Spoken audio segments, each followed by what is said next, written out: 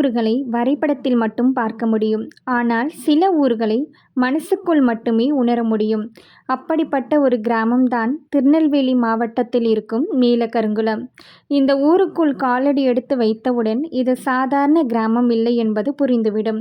தெருக்களில் ஒலிக்கும் மேளதாளம், வீட்டு வாசல்களில் நிற்கும் மக்கள், முகமுழுக்க தெரியும் பக்தி, இவையெல்லாம் சேர்ந்து இந்த மண்ணின் ஆன்மாவை நமக்கு உணர்த்துகின்றன. இந்த ஊரின் இதயமாக இருப்பவள் அருள்மிகு செல்லாயி அம்மன். ஊர் மக்களுக்கு அவள் ஒரு தெய்வம் மட்டுமல்ல, தாய். ஒவ்வொரு குடும்பத்தின் காவல் தெய்வம். சந்தோஷமாக இருந்தாலும் அவளிடம்தான் வருவார்கள். சோதனை வந்தாலும் அவளையே தேடி வருவார்கள். அதனால்தான் 12 ஆண்டுகளுக்கு பிறகு கொடைவிழா நடைபெறுகிறது என்ற செய்தி வந்தவுடன் வெளியூரில் இருந்தவர்கள், வெளிநாட்டில் இருந்தவர்கள் கூட இந்த மண்ணை நோக்கி திரும்பி வந்தார்கள்.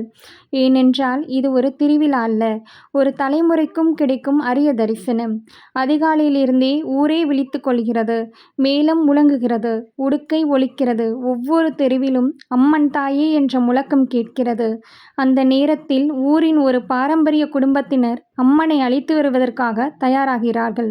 பல தலைமுறைகளாக இந்த குடும்பத்திற்கே அந்த பொறுப்பு வழங்கப்பட்டுள்ளது. அம்மனின் அருள் இறங்கி சாமியாடி அம்மனை ஊர்வலமாக கோவிலுக்கு அழைத்து வருவது இந்த திருவிழாவின் முதல் மகத்தான நிகழ்வு.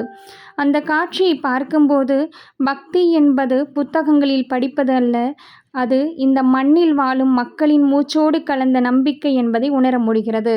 சிறு குழந்தை முதல் முதியவர் வரை அனைவரும் கைகூப்பி அம்மனை வரவேற்கிறார்கள். பலரின் கண்களில் ஆனந்த கண்ணீர், பலரின் உதடுகளில் மௌன பிரார்த்தனை. அந்த நிமிடத்தில் 1000 வார்த்தைகள் பேசினாலும் கிடைக்காத அமைதி ஒரு தரிசனத்தில் கிடைத்து விடுகிறது. அம்மன் கோவிலுக்குள் எழுந்தருளிய பிறகு நவதானிய பூஜை தொடங்குகிறது. 9 தானியங்கள், 9 வளங்களின் அடையாளம். விளைச்சல் பெருக வேண்டும், மழை பொழிய வேண்டும், ஊர் செழிக்க வேண்டும், ஒவ்வொரு குடும்பமும் நலமாக இருக்க வேண்டும் என்ற பிரார்த்தனையுடன் இந்த வழிபாடு நடைபெறுகிறது. அதன் பிறகு அம்மனுக்கு நடைபெறும் அலங்காரம். அந்த அழகை வார்த்தைகளால் வர்ணிக்க முடியாது. மலர்களால் அலங்கரிக்கப்பட்ட திருமேனி, பட்டாடையின் கம்பீரம், தீப ஒளியில் ஜொலிக்கும் அம்மனின் முகம். அதை பார்க்கும் ஒவ்வொருவரும் தங்களையே மறந்து சில நொடிகள் நிற்கிறார்கள். அதுவே பக்தியின் உச்சம். இவ்வளவு பெரிய விழாவில் இன்னொரு அழகான மரபு அன்னதானம். பசியென்று வருபவர் யாராக இருந்தாலும் அவர்களை அமர வைத்து அன்போடு உணவு பரிமாறுவது இந்த ஊரின் பண்பாடு.